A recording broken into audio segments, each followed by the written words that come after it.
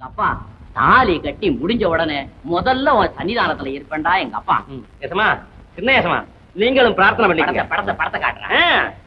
போச்சு பேன் சிரிக்கிற ஒன்னதான் பேனே சிரிக்கிற என்னத்த கண்டுட்டியா? நல்லா இருக்கு.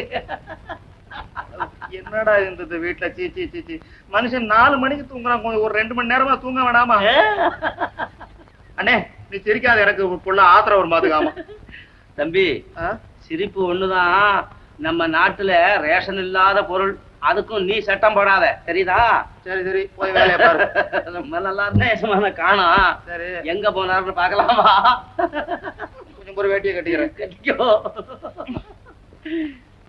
எந்திரி. என்னன்னே உங்க கூட பெரிய தொந்தரவா போச்சு. மனுஷனை கொஞ்ச நேரம் தூங்க விடாம